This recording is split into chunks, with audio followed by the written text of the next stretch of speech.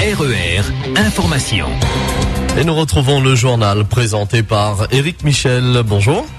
Bonjour à tous. Le sud était en vigilance forte pluie depuis hier soir 22h. Le front froid continue de traverser toutefois la Réunion et provoque maintenant des pluies modérées, localement fortes sur le sud et le sud-est de l'île.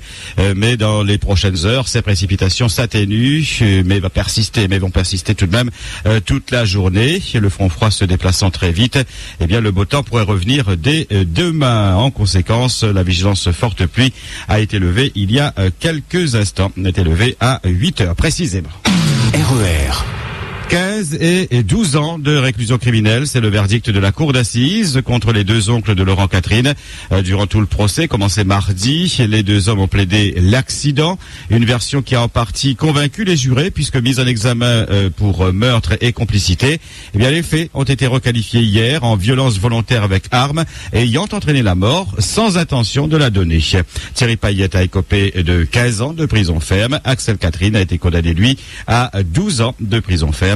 L'avocat général avait requis, lui, 20 et 15 ans de réclusion criminelle.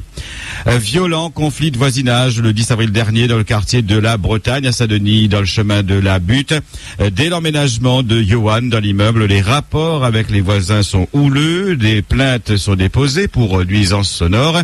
Et ce jour du 10 avril, le différend porte sur le bruit occasionné par le couple de Johan lors de rapports intimes.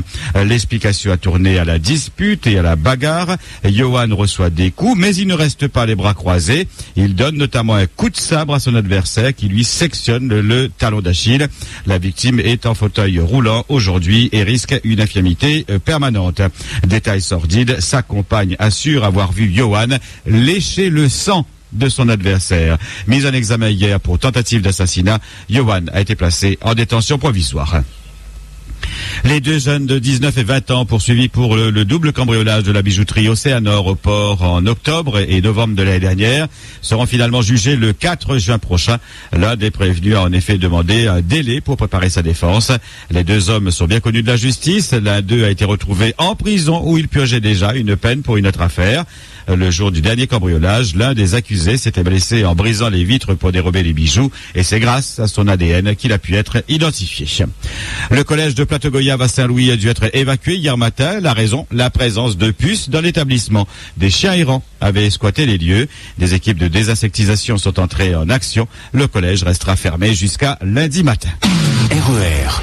Rebondissement dans le dossier des primes jugées illégales des pompiers. Mercredi, les représentants du Conseil général, à savoir Bruno Mamadi et Robert Nativelle, annonçaient qu'un accord avait été trouvé lors du Conseil d'administration, à savoir l'effacement de la dette des pompiers, c'est-à-dire qu'ils n'avaient plus à rembourser ce qu'ils avaient perçu depuis de nombreuses années, et que des solutions techniques avaient été trouvées pour que les salaires des pompiers ne diminuent pas du fait de l'amputation de ces primes. Hier, Nassima Dindar en personne est montée au créneau pour désavouer cette représentants. Si elle se déclare favorable à l'effacement de la dette des pompiers, il n'est pas question d'envisager d'autres primes pour maintenir le niveau actuel des salaires. Voilà donc deux élus, Bruno Mamadi et Robert Nativelle, ridiculisés, des engagements qui n'engagent qu'eux, et les pompiers, eux, sont en colère. Une grève générale est annoncée pour lundi. 132 110 personnes à la recherche d'un emploi à La Réunion à la fin du mois de mars en catégorie A. Une diminution de 0,1% par rapport à février, une augmentation de 8,1% sur un an. Sur le plan national, le nombre de chômeurs a augmenté de 1,1% sur un mois et de 11,1% sur un an, ce qui se traduit par 3,2 millions de personnes à la recherche d'un emploi, un chiffre jamais atteint depuis 1997. L'université mauvais élève dans le classement de France qui est tombé hier. La Réunion figure à la 70e place sur un total de 76. En fonction des filières, le taux d'échec dès la première année atteint 70%. Le manque d'encadrement et l'écart entre le niveau des enseignements dispensés dans les lycées et à l'université pourrait expliquer ce mauvais résultat selon l'UNEF. Mais la communauté universitaire peut toutefois se réjouir ce matin puisque le ministère de l'Éducation nationale vient de lui accorder une rallonge budgétaire de 1,9 million d'euros et la promesse d'aide échelonnée jusqu'en 2016, ce qui porte le budget global à 77 millions d'euros cette année contre 73 millions prévus. Pour Mohamed Rojdi, il n'y a plus aucun risque sur les rémunérations des titulaires, des contrats contractuels ou encore sur le paiement des heures supplémentaires. RER. 47 cas de paludisme importé ont été signalés à l'Agence régionale de santé au cours de l'année 2012, un chiffre légèrement supérieur à celui de l'année dernière. Plus de la moitié des patients étaient des hommes âgés de 25 à 65 ans. Seulement 2 infections chez les enfants de moins de 15 ans ont été recensées.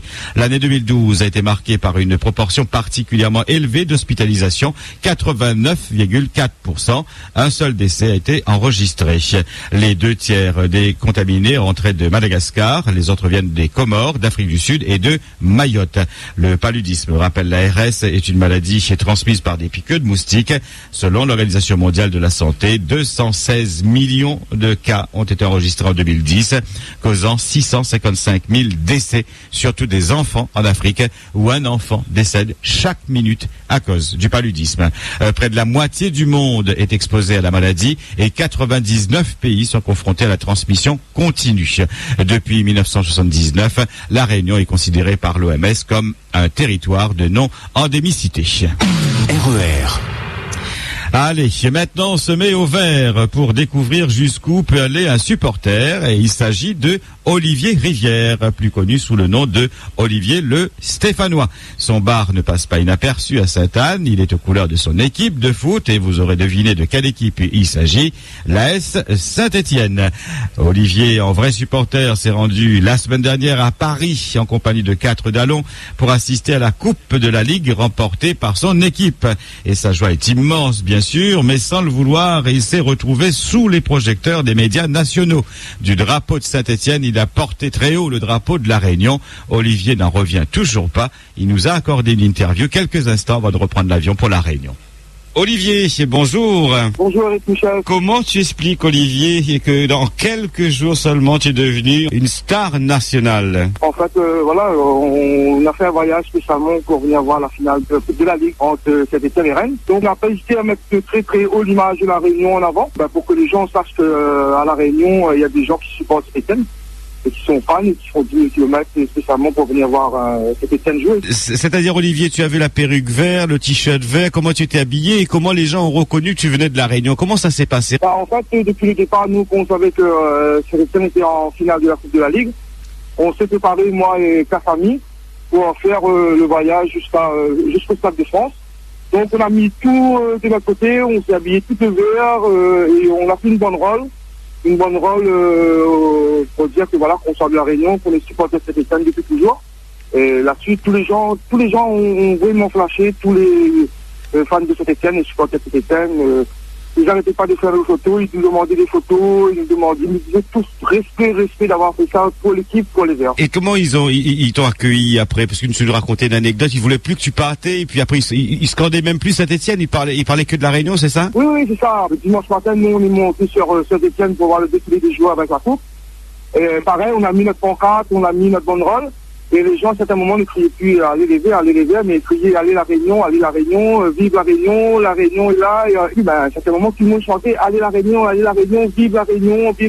C'était phénoménal. Nous-mêmes, on n'en croyait pas nos yeux, on n'en croyait pas nos oreilles. Même lors du défilé, le coach, M. Galtier, a vu notre pancarte, il nous a dit respect, c'est super ce qu'on fait.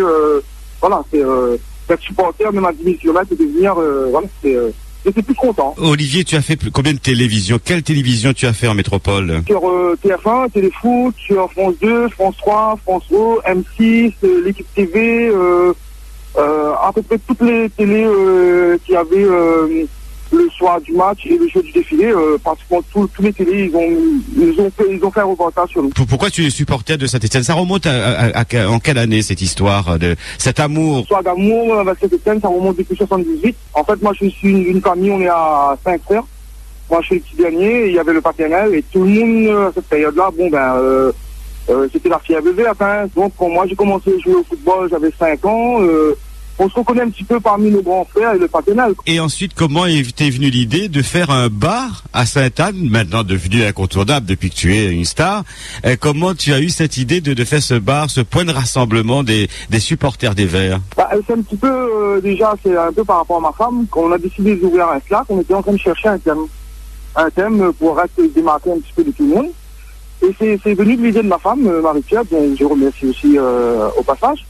On s'est dit, on va mettre au couvert Saint-Étienne Et voilà, on se dit, ben voilà, chez Olivier le Stéphanois, et tout à l'intérieur, c'est tout de Saint-Étienne, des verres aux tasses de café, aux bouteilles, à la décoration, au drapeau à l'extérieur, à la couleur du snap. Tout est vert, tout est vert. Qu'est-ce qu'il faut, Olivier, pour être un bon supporter? Il faut avoir le cœur, il faut pas dire qu'on est supporter, il faut avoir le cœur, et même quand ils perdent, ils descendent en Ligue 2, il faut toujours les suivre, et tout, voilà, ça vient du cœur, on peut pas l'expliquer, c'est quelque chose qui vient du cœur directement. Est-ce que cela veut dire également, Olivier, que chez toi, tout est vert?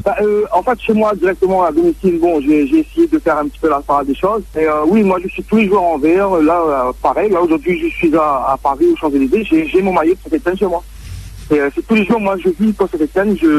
On le dit toujours, en vert contre tous, à la vie, à la mort. Pour mon équipe. Comment tu vois la fin de ce championnat? À quelle place? Nous, on aimerait bien finir au moins 3e. Bon, je pense que la première et la deuxième place, la première c'est pour Paris, la deuxième on ne sait pas encore. Mais nous, viser la 3e place et faire la Ligue des Champions l'année prochaine serait la cerise sur le gâteau après une finale de Coupe de la Ligue. Allez, on peut pas te laisser sans que tu nous chantes l'hymne préféré certainement de ta vie. Chante-nous l'hymne des Verts. Okay. Allez, qui c'est les plus forts? Évidemment, c'est les Verts. On a un bon public et les meilleurs supporters. On va gagner, ça c'est juré.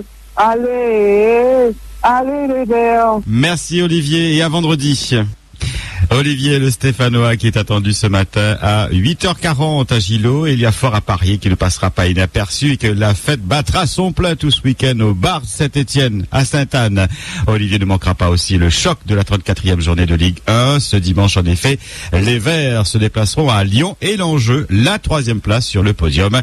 Mais dès ce soir, déjà, Lille reçoit à Sochaux. Votre question d'actualité, avez-vous l'esprit supporter? De quoi êtes-vous supporter? Qu'est-ce qu'un vrai supporter? Que pensez-vous de l'aventure de Olivier? Eh bien, vos réactions en direct à 9h et 11h sur le 47 2x33 et le 47 2x34. Sur Facebook, rendez-vous sur la page RER Radio officielle ou encore sur notre site internet www.rer.ru. RER. 8h12. Merci à tous de votre fidélité. C'est la fin de ce 5-8. Bonne journée. RER. La radio qui vous transporte sur toute l'île.